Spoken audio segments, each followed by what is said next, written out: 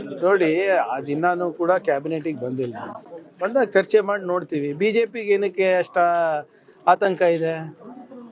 ಅವರು ಜಾತಿ ಗಣತಿ ಮಾಡ್ಬೇಕಂದ್ರೆ ಫಸ್ಟು ಎಲ್ಲ ಬಿಜೆಪಿ ರೂಲ್ಡ್ ಸ್ಟೇಟ್ಸ್ನಲ್ಲಿ ಮಾಡಿ, ಗುಜರಾತಲ್ಲಿ ಮಾಡಿ, MP ನಲ್ಲಿ ಮಾಡಿ, ಉತ್ತರ ಪ್ರದೇಶನಲ್ಲಿ ಮಾಡಿ, ದೇಶಾದ್ಯಂತ ಮಾಡಿ, ಜಿತ್ನಿ ಆಬಾದಿ ಉತ್ನಾ ಹಕ್ ಅಂದ್ಬಿಟ್ಟು ಏನು ಸ್ಲೋಗನ್ಗಳಿಗೆ ಅವರು ಕೂಡ ಬೆಂಬಲಿಸ್ತಾ ಇದ್ದಾರೆ. ಒಳ್ಳೇದೇ.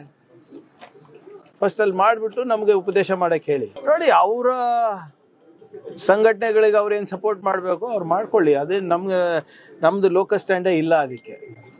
ಆದರೆ ನಮ್ಮ ನೆಲ ಜಲ ನಾಡಿನ ವಿಚಾರ ಭಾಷೆ ವಿಚಾರ ಬಂದಾಗ ನಾವು ಕೂಡ ಹಿಂಸರಿಯೋದಿಲ್ಲ. ಅವ್ರೇನು ಮಾಡಬೇಕೋ ಮಾಡಲಿ. ಅವ್ರು MESಗಾನ ಬ್ಯಾಕ್ ಮಾಡಲಿ, ಬೇರೆ ಏನಾದಕ್ಕಾನ ಬ್ಯಾಕ್ ಮಾಡಲಿ. ಆದರೆ ಮಹಾರಾಷ್ಟ್ರ ಅವ್ರು ಇರ್ಬೋದು, ಗೋವಾದವ್ರು ಇರ್ಬೋದು, ಕೇರಳ ಇರ್ಬೋದು, ತಮಿಳ್ನಾಡು ಇರ್ಬೋದು, ಆಂಧ್ರ ಇರ್ಬೋದು, ಏನೇ ಗಡಿ ವಿಚಾರ ಇದ್ರೂ ಅಲ್ಟಿಮೇಟ್ಲಿ ಕಾನೂನಾತ್ಮಕವಾಗಿ ಹೋರಾಟ ಮಾಡಬೇಕಲ್ಲ. ಯಾರೋ ಒಬ್ರು ಸಂಘಟನೆ ಹೇಳ್ತಾರೆ, ಒಬ್ರು ಮುಖ್ಯಮಂತ್ರಿ ಹೇಳ್ತಾರೆ, ಮಂತ್ರಿ ಹೇಳ್ತಾರೆ ಅಂದ ತಕ್ಷಣವೇ ನಾವು ಹೆಂಗೆ ಬೇಕು ಹಾಗೆ ಅಡ್ಡತಿಡ್ಡ ಗೆರೆಗಳನ್ನು ಎಳೆಯೋಕ್ಕಾಗೋದಿಲ್ಲ. ಇದೆಲ್ಲ ರಿಆರ್ಗನೈಸೇಷನ್ ಸಮಿತಿ ಮುಖಾಂತರ ಆಗಿದೆ. ಭಾಷಾವಾರು ಲಿಂಗ್ವಿಸ್ಟಿಕ್ ರಿಆರ್ಗನೈಸೇಷನ್ ಕಮಿಟಿನಲ್ಲಿ ಕೂತಾಗ ಆಗಿರೋದು ಇವೆಲ್ಲಾನು. ಏನೇ ಇದ್ರು ಮಾಡಲಿ, ಅವ್ರು ಬ್ಯಾಕ್ ಮಾಡಲಿ. ನೋಡಿ, if government is backing them up legally, there is nothing we can do. But ಯಾವುದೇ ಬೇರೆ ರೀತಿಯಾಗಿ ಅವರಿಗೆ ಬ್ಯಾಕ್ ಮಾಡೋದಾಗ್ಲಿ ಅಥವಾ ಇಲ್ಲಿ ಬಂದು ಘರ್ಷಣೆಗೆ ಅವಕಾಶ ಮಾಡಿಕೊಡೋದಾಗ್ಲಿ ಅದು ಮಾಡಬಾರ್ದು. ಅದಕ್ಕೆ ಮಾಡೋಕ್ಕೆ ನಮ್ಮ ಕಡೆನೂ ನಾವು ಅವಕಾಶ ಮಾಡಿಕೊಡೋದಿಲ್ಲ. ಇದು ವಾರ್ನಿಂಗನ್ನ ತಿಳ್ಕೊಳ್ಳಿ ಅಥವಾ ಕಿವಿ ಮಾತಂತ ತಿಳ್ಕೊಳ್ಳಿ. ನಮ್ಮ ರಾಜ್ಯದಲ್ಲಿ ಬಂದು ನೀವು ಪುಂಡಾಟಿಕೆ ಮಾಡೋದು, ಬೇರೆ ಬೇರೆ ರೀತಿಯಾಗಿ ಹೋರಾಟ ಮಾಡೋದು, ಘರ್ಷಣೆಗಳಿಗೆ ಆಸ್ಪದ ಮಾಡಿಕೊಡೋದು ನಾವು ಅಲೋ ಮಾಡೋದಿಲ್ಲ. ನೀವು ಮಾಡಿ, ಕಾನೂನು ಹೋರಾಟ ಮಾಡಿ, ನಿಮ್ಮ ಬೇಡಿಕೆ ಏನಿದೆ ಪ್ರಸ್ತಾಪ ಮಾಡಿ, whatever is within legal ambit ಮಾಡಿ, ನಮಗೇನು ತಕರಾರಿಲ್ಲ. ನಾವು ಕೂಡ ಮಾಡ್ತೀವಿ. ಹಾಗಂತ ನೀವು ಎಲ್ಲದಕ್ಕೂ ಸಪೋರ್ಟ್ ಮಾಡೋದು as a government is not acceptable. And I am sure Maharashtra ಸರ್ಕಾರದಲ್ಲಿ ಅಷ್ಟು ಪ್ರಬುದ್ಧತೆ, ಅಷ್ಟು ಪ್ರಜ್ಞೆ ಇದೆ ಅಂತ ನಾನು ಭಾವಿಸ್ತಾ ಇದ್ದೀನಿ. ಮಾಡಕ್ಕೆ ಹೇಳಿ, ಪ್ರಧಾನಮಂತ್ರಿ ಕೂಡ ಕೇಳಿ, ಯಾರು ಬೇಡ ಅಂದಿದ್ರು. ಹೌದು ಸರ್, ನಾವೇ ಈಗ VBG ಗ್ರಾಮ್ಜಿನೂ ನಾವೇ ಮಾಡಬೇಕು. ಕೇಂದ್ರ ಪುರಸ್ಕೃತ ಕಾರ್ಯಕ್ರಮಗಳು ಯಾವುದು ಮೋದಿಯವರ ಹೆಸರಿದೆ ಅದಕ್ಕೆಲ್ಲಾನು ನಾವೇ ದುಡ್ಡು ಕೊಡಬೇಕು. ಜಲ್ ಜೀವನ್ ಮಿಷನ್ಗೂ ನಾವೇ ದುಡ್ಡು ಕೊಡಬೇಕು. ರೈತರ ಸಾಲನೂ ಮನ್ನಾ ಮಾಡಬೇಕು. ಅಂದರೆ ಮಾಡೋಣ. ಇವ್ರು ಏನು ಮಾಡ್ತಾ ಇದ್ದಾರೆ? What is the state governments responsibility versus the central governments responsibility? ಇದೇ ಅಶೋಕ್ ಅಣ್ಣಂಗೆ ನೆನಪಿಸ್ತೀನಿ. ಯಡಿಯೂರಪ್ಪ ಅವರು ಮೇಲ್ಮನೆಯಲ್ಲಿ ಸಾಲ ಮನ್ನಾ ಮಾಡಿ ಅಂತ ಪ್ರಸ್ತಾಪನೆ ಮಾಡಿದಾಗ ಉಗ್ರಪ್ಪ ಅವರು ಏನಂದಿದ್ರು, ನನಗೆ ನೋಟ್ ಛಪಾಸ ಮಿಷಿನ್ ಇದೆಯಾ, ಸಾಲ ಮನ್ನಾ ಮಾಡ್ಲಿಕ್ಕಾಗಲ್ಲ, ನನ್ನ ಹತ್ರ ಏನು ಪ್ರಿಂಟಿಂಗ್ ಪ್ರೆಸ್ ಇಟ್ಕೊಂಡಿದ್ದೇನೆ ದುಡ್ಡಿಂದು ಅಂತ ಹೇಳಿದರು. ಅವಾಗ ಅವ್ರದ್ದೇ ಸರ್ಕಾರ ಇತ್ತಲ್ಲ. ಭಾಳ ಸ್ಪಷ್ಟವಾಗಿ ಮುಖ್ಯಮಂತ್ರಿಗಳು ಏನು ಹೇಳಿದ್ದಾರೆ, ಇನ್ನು ಈಗ ಗ್ರೌಂಡ್ ಟ್ರೂತಿಂಗ್ ಆಗಬೇಕು, ವರದಿಗಳನ್ನು ಸಲ್ಲಿಸಬೇಕು, ದತ್ತಾಂಶಗಳು ಬರಬೇಕು, ಅದಾದ್ಮೇಲೆ ನಾವು ನೋಡ್ತೀವಿ. ಈಗ ಸಾಲ ಮನ್ನಾ ಮಾಡಬೇಕು ಅಂದರೆ ಮಾಡೋಣ, ಬೇಡ ಯಾರಂತ ಇದ್ದಾರೆ. ಆದರೆ ನಿಮ್ಮ ಸಹಕಾರ ಏನಿದೆ, ಅದಕ್ಕೆ ನಿಮ್ಮ ಕೊಡುಗೆ ಏನಿದೆ? ಕೇಂದ್ರ ಸರ್ಕಾರದವರು ಮತ್ತು ನಿಮ್ಮ MP ಗಳೆಲ್ಲ ಏನು ಮಾಡ್ತಾ ಇದ್ದಾರೆ? ಬರೀ ಮನ್ ಕಿ ಬಾತ್ ಕೇಳಕ್ಕಿರೋದ ನೀವು? ನಾವು ಭಾಳ ಸ್ಪಷ್ಟವಾಗಿ ಮತ್ತೊಮ್ಮೆ ಹೇಳಲಿಕ್ಕೆ ಇಚ್ಛೆ ಪಡ್ತಾ ಇದ್ದೀನಿ. ಮಾನ್ಯ ಮುಖ್ಯಮಂತ್ರಿಗಳು ಎಲ್ಲ ರೀಜನಲ್ ಹೆಡ್ ಕ್ವಾರ್ಟರ್ಸಿಗೆ ಹೋಗ್ತಾ ಇದ್ದಾರೆ. ಬರ ಪರಿಸ್ಥಿತಿಯನ್ನು ಹೇಗೆ ನಿರ್ವಹಣೆ ಮಾಡಬೇಕಂತ ಸಲಹೆ ಪಡಿತಾ ಇದ್ದಾರೆ, ವರದಿ ಪಡಿತಾ ಇದ್ದಾರೆ. ಅದು ಏನು ಕೇಂದ್ರ ಸರ್ಕಾರದ ಮಾನದಂಡದ ಪ್ರಕಾರ ಡ್ರಾಟ್ ಡಿಕ್ಲೇರ್ ಆಗಬೇಕಾಗಿದೆ. ಅದಕ್ಕೆ ಏನೇನು ಬೇಕು ವರದಿಯನ್ನು ಸಿದ್ಧಪಡಿಸ್ತಾ ಇದ್ದಾರೆ. ಅದಾದಮೇಲೆ ತಾನೇ ಇವೆಲ್ಲನೂ.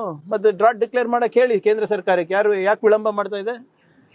ನಮಗೆ ಪ್ರವಚನ ನೀಡೋದು ಬಿಟ್ಟು ಅಶೋಕ್ ಅವರಿರ್ಬೋದು, ವಿಜೇಂದ್ರ ಅವರಿರ್ಬೋದು, ಕೇಂದ್ರ ಸರ್ಕಾರಕ್ಕೆ ಪತ್ರ ಬರೀಲಿ. ಮಾನವೀಯತೆ ದೃಷ್ಟಿಯಿಂದ ತುರ್ತಾಗಿ ನೀವು ನಿಯಮಗಳನ್ನು ಸರಳೀಕರಣ ಮಾಡಿ ಸಡಲ್ಗೊಳಿಸಿ ಬರೋದು ಡಿಕ್ಲೇರ್ ಮಾಡೋಕ್ಕೆ ಹೇಳಿ. ಈಗ ನಾವು ಒಂದಿಬ್ರು ಮೂರು ಜನ ಕಾಫಿ ಕುಡಿಯೋಕೆ ಹೋದ್ರೂ ಅದನ್ನು ನೀವು ಸಂಘಟಿತರಾಗ್ತಾ ಇದ್ದಾರೆ ಹೈಕಮಾಂಡ್ ವಿರುದ್ಧ ಅಂತ ನೀವು ಬ್ರೇಕಿಂಗ್ ಹಾಕ್ಬಿಟ್ರೆ ನಾ ಏನು ಮಾಡಲಿ? ಮೊನ್ನೆ ಡೆಲ್ಲಿಗೆ ಹೋಗಿದ್ದೆ ನಾನು. ಮನೆಗೆ ಹೋಗಿದ್ದೆ, ಅಂದರೆ ಖರ್ಗೆ ಸಾಹೇಬ್ರ ಮನೆಗೆ ಡೆಲ್ಲಿನಲ್ಲಿ. ಬ್ರೇಕಿಂಗ್ ನ್ಯೂಸು, ಪ್ರಿಯಾಂಕರ್ಗೆ AICC ಅಧ್ಯಕ್ಷರ ಮನೆಗೆ ಹೋಗ್ತಾ ಇದ್ದಾರೆ ಅಂತ. ಈಗ ಇರೋದು ಅಲ್ಲೇ ಅಲ್ವಾ? ಈಗ ನಾನು ಏನ್ ಮಾಡಕ್ಕಾಗ್ತದೆ ಹಿಂಗೆಲ್ಲ ನೀವು? ಇಲ್ಲ, ಅದೇ ಹೇಳ್ತಾ ಇರೋದು, ಅದು ಬ್ರೇಕಿಂಗು. ಎಲ್ಲಿ ನಿಮ್ಮ ಇವರೇ ಏನಿದವ್ರೆ ಹಾಕಿದ್ದು ಏನು ಅದು ಹಿಂದಿ ಇಂಗ್ಲಿಷ್ನಲ್ಲೆಲ್ಲ breaking. Priyank Kharge visits mister Mallikarjun Kharge house ಅಂತೆ. ಅರೆ ನಮ್ಮ ತಂದೆ ಅವರೇ ಇದ್ದಾರೆ, ಅವ್ರು ನಮ್ಮ ಮನೆಗೆ ಅಲ್ಲೇ ಇರೋದು ನಾನು ವಾಸ. That news is based on position. The position you are taking.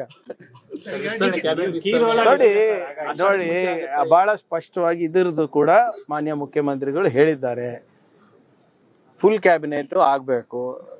ಬಹಳ ಯಾಕಂದ್ರೆ ಒಂದು ಸರ್ಕಾರ ನಡಿಬೇಕು ಅಂದ್ರೆ ಅಧಿಕಾರ ವಿಕೇಂದ್ರೀಕರಣ ಆದ್ರೆ ಎಲ್ಲರಿಗೂ ಅನುಕೂಲ ಆಗುತ್ತೆ. ಈಗ ಆಗುತ್ತೆ, ಇನ್ನೇನು ಒಂದು ವಾರ 2 ವಾರದಲ್ಲಿ ಆಗುತ್ತೆ ಎಲ್ಲ. ನೋಡಿ ಇವಾಗ ಅದಕ್ಕೆ ಪೋಸ್ಟೇ ಆಗುತ್ತಲ್ಲ ಇಮಿಡಿಯೇಟ್ ಆಗಿ. ನೀವು ನೆಕ್ಸ್ಟ್ ಡೇನೇ ಹೋದ್ರೆ ಹೆಂಗೆ? ಈಗ ಕೆಲವು ನಮ್ಮ ಸೋಷಿಯಲ್ ಮೀಡಿಯಾ ಚಾನೆಲ್ಗಳಿವೆ, ಇವತ್ತು ಡಾಂಬ್ರೀಕರಣ ಮಾಡಿರ್ತೀರಿ, ಹೋಗ್ಬಿಟ್ಟು ನಾಳೆ ಎತ್ಬಿಟ್ಟು ಇದು ಕಾರ್ಪೆಟ್ ತರ ಇದೆ ಅಂತ ಹೇಳಿದ್ರೆ ಅದಕ್ಕೆ ಬೇಕಲ್ವ ಟೈಮು ಪೋಷಣೆಗೆ? ಇಲ್ಲಿ see what ever it is, ಅಲ್ಲಿ ಚೆಕ್ ಆಗಿ. ಕರ್ನಾಟಕ ಇವತ್ತು ಜಾಗತಿಕ ಮಟ್ಟದಲ್ಲಿ ಅದರಾದಂಥ ಒಂದು ಛಾಪನ್ನು ಮೂಡಿಸಿದೆ. ನಮ್ಮ ಮಾನವ ಸಂಪನ್ಮೂಲ ಇವತ್ತು ಬೆಂಗಳೂರಿಂದ ಹಿಡ್ಕೊಂಡು ಬಾಸ್ಟನ್ ಇರ್ಬೋದು, ಬ್ರಿಸ್ಬೇನ್ ಇರ್ಬೋದು, ಬ್ರಿಟನ್ ಇರ್ಬೋದು, ಎಲ್ಲ ಕಡೆ ಇದೆ. ನಾವು ಕೆಲವು ನಿಯಮಗಳು ಅಥವಾ ನೀತಿಗಳನ್ನು ನಾವು ತಂದಾಗ ಬಂಡವಾಳಕ್ಕಾಗಲಿ ಉದ್ಯೋಗ ಅವಕಾಶಕ್ಕಾಗಲಿ ಹೇಗೆ ಅನುಕೂಲ ಆಗ್ಬೋದು ಅಂತ ನೋಡ್ಬೋದು. ಹೌದು, ಅಫ್ಕೋರ್ಸ್ ನೀವು ಬೇರೆ ಬೇರೆ ಡಿಪಾರ್ಟ್ಮೆಂಟಲ್ಲಿ ಕೂಡ ಇದು ನಡೀತಾ ಇದೆ. ಈಗ ನನ್ನ ಡಿಪಾರ್ಟ್ಮೆಂಟಲ್ಲಿ ನಾವು ನಡೆಸ್ತೀವಿ, ಇಂಡಸ್ಟ್ರಿ ಡಿಪಾರ್ಟ್ಮೆಂಟಲ್ಲಿ ಅವ್ರು ನಡೆಸ್ತಾರೆ. ಸೊ ಅದು ಹೊರತುಪಡಿಸಿ ಈಗ ಉದಾಹರಣೆಗೆ ಡೆನ್ಮಾರ್ಕ್ ಅವರು ನಮ್ಮ ಜೊತೆ ಹಾಲು ಉತ್ಪಾದನೆಗೆ ಒಂದು ಇದು ಮಾಡಬೇಕಂದ್ರೆ ಎಲ್ಲಿ ಹೋಗ್ತಾರೆ ಅವರು? ಸೊ ಅದು ಇಂಡಸ್ಟ್ರಿಗೂ ಅವರಿಗೂ ನೇರವಾಗಿ ಬರೋಲ್ಲ, ನಮಗೂ ನೇರವಾಗಿ ಬರೋಲ್ಲ. ಈಗ ನಮ್ಗೆ ಸಂಪರ್ಕ ಮಾಡ್ತಾರೆ ಅಥವಾ MB ಪಾಟೀಲ್ ಅವ್ರಿಗೆ ಸಂಪರ್ಕ ಮಾಡ್ತಾರೆ. ಬಟ್ ಮಾಡಬೇಕಾಗಿರೋ ನಿರ್ವಹಣೆ ಮಾಡಬೇಕಾದ್ರೆ ಆ ಇಲಾಖೆದವರು. ಸೊ ಎಲ್ಲನೂ ಸೇರೇ ಮಾಡಬೇಕು. ಯಾವ ಇಲಾಖೆಯ ಅಧಿಕಾರನೂ ಕಸ್ಕೋತಾ ಇಲ್ಲ, ಅಥವಾ ಯಾವ ಇಲಾಖೆಯ ಒಂದು ಶಿಷ್ಟಾಚಾರ ಇರ್ಬೋದು ಅಥವಾ ನೀತಿಗಳ ಮೇಲೆ ಕೂಡ ಟ್ರ್ಯಾಂಪಲ್ ಆಗ್ಲಾರ್ದಂಗೆ ನಾವು ಮಾಡ್ತೀವಿ.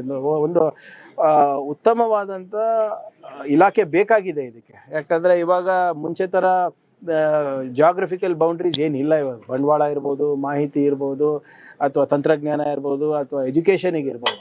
ಸೊ ಒಂದು ವ್ಯವಸ್ಥಿತ, ಅದು ಯಾರೇ ಇರಲಿ, ಈಗ ಸರ್ಕಾರ ನಮ್ದಿದೆ, ನಾನು ಅವ್ರ ಜೊತೆ ಸಂಪರ್ಕ ಇಟ್ಕೊಂಡಿದ್ದೀನಿ ಬೇರೆ ಬೇರೆ ರಾಯಭಾರಿಗಳ ಜೊತೆ. ಆದರೆ ನಾನು ಹೋದ್ಮೇಲೆ ಏನಾಗುತ್ತೆ? ಬೇರೆ ಸರ್ಕಾರ ಬಂದಾಗ ಇದು